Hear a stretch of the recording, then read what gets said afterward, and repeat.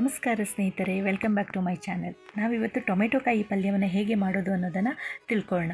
ಮೊದಲು ಒಲೆ ಹೊತ್ತಿಸ್ಕೊಂಡು ಒಂದು ಬಾಣಲೆಯನ್ನು ಇಟ್ಟು ಅದಕ್ಕೆ ಸ್ವಲ್ಪ ತೆಂಗಿನೆಣ್ಣೆಯನ್ನು ಸೇರಿಸ್ಕೊಳ್ಳೋಣ. ನಾನಿಲ್ಲಿ ಮೊದಲೇ ಒಂದು ಚಮಚ ತೆಂಗಿನೆಣ್ಣೆಯನ್ನು ಹಾಕ್ಕೊಂಡಿದ್ದೇನೆ. ಮತ್ತೊಂದು ಸ್ವಲ್ಪ ತೆಂಗಿನೆಣ್ಣೆಯನ್ನು ಹಾಕ್ಕೊಂಡು ಸಣ್ಣದಾಗಿ ಹೆಚ್ಚಿರುವ ಹಸಿರು ಮೆಣಸಿನಕಾಯಿನ ಹಾಕೋಬೇಕು.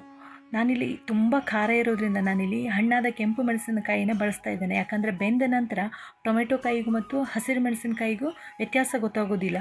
ಹಾಗಾಗಿ ನಾನು ಕೆಂಪಾದ ಹಣ್ಣು ಮೆಣಸನ್ನು ಇಲ್ಲಿ ಬಳಸ್ತಾ ಇದ್ದೇನೆ. ಅದಕ್ಕೆ ಸ್ವಲ್ಪ ಸಾಸಿವೆಯನ್ನು ಸೇರಿಸ್ಕೊಂಡು ಒಗ್ಗರಣೆ ಮಾಡ್ಕೋಬೇಕು. ನಂತರ ಸ್ವಲ್ಪ ಕರಿಬೇವನ್ನು ಹಾಕ್ಕೋಬೇಕು. ಅದಕ್ಕೆ ಒಂದು ಅರ್ಧ ಚಮಚದಷ್ಟು ಅರಿಶಿಣವನ್ನು ಸೇರಿಸ್ಕೊಂಡು ಚೆನ್ನಾಗಿ ಒಂದು ಸಾರಿ ಮಿಕ್ಸ್ ಮಾಡ್ಕೋಬೇಕು. ಮಿಕ್ಸ್ ಆದ ನಂತರದಲ್ಲಿ ಮೊದಲೇ ಸಣ್ಣದಾಗಿ ಹೆಚ್ಚಿಟ್ಕೊಂಡಿರ್ತಕ್ಕಂಥ ಟೊಮೆಟೊ ಕಾಯಿಯನ್ನು ಈ ಒಗ್ಗರಣೆಗೆ ಸೇರಿಸ್ಕೊಳ್ಬೇಕು. ಸೇರಿಸ್ಕೊಂಡ ನಂತರದಲ್ಲಿ ಒಂದು ಸಾರಿ ಎಲ್ಲವನ್ನು ಸೇರಿ ಚೆನ್ನಾಗಿ ಮಗಚ್ಕೊಳ್ಬೇಕು. ಒಂದು 2-3 ಸಾರಿ ಚೆನ್ನಾಗಿ ಮಗಚ್ಕೊಂಡ ನಂತರದಲ್ಲಿ ಸಣ್ಣದಾಗಿ ಹೆಚ್ಚಿಟ್ಕೊಂಡಿರ್ತಕ್ಕಂಥ ಈರುಳ್ಳಿಯನ್ನು ಅದಕ್ಕೆ ಸೇರಿಸಬೇಕು. ಈರುಳ್ಳಿಯನ್ನು ಸೇರಿಸ್ಕೊಂಡ ನಂತರದಲ್ಲೂ ಕೂಡ ಅದನ್ನು ಒಂದು ಸಾರಿ ಚೆನ್ನಾಗಿ ಮಿಕ್ಸ್ ಮಾಡ್ಕೋಬೇಕು. ಮಿಕ್ಸ್ ಆದ ನಂತರದಲ್ಲಿ ಅದಕ್ಕೆ ಈ ಮೊದಲೇ ತುರಿದಿಟ್ಕೊಂಡಿರ್ತಕ್ಕಂಥ ಹಸಿ ಕೊಬ್ಬರಿ ತುರಿಯನ್ನು ಸೇರಿಸ್ಕೋಬೇಕು.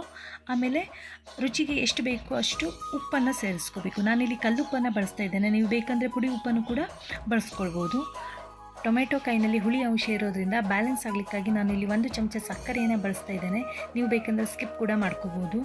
ಎಲ್ಲವನ್ನು ಒಂದು ಸಾರಿ ಚೆನ್ನಾಗಿ ಮಿಕ್ಸ್ ಮಾಡಿಬಿಟ್ಟು ಒಂದು ತಟ್ಟೆಯನ್ನು ಮುಚ್ಚಿ ಒಂದು 5ರಿಂದ 10 ನಿಮಿಷಗಳ ಕಾಲ ಸಣ್ಣ ಉರಿನಲ್ಲಿ ಈ ಪಲ್ಯವನ್ನು ಬೇಯಿಸ್ಕೋಬೇಕು. ಒಂದು 10 ನಿಮಿಷದ ನಂತರ ರುಚಿಕರವಾದ ಆರೋಗ್ಯಕರವಾದ ಟೊಮೆಟೊ ಕಾಯಿಯ ಪಲ್ಯ ತಿನ್ನಲಿಕ್ಕೆ ರೆಡಿ ಇರ್ತದೆ.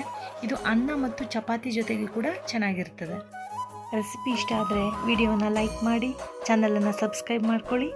ಧನ್ಯವಾದಗಳು.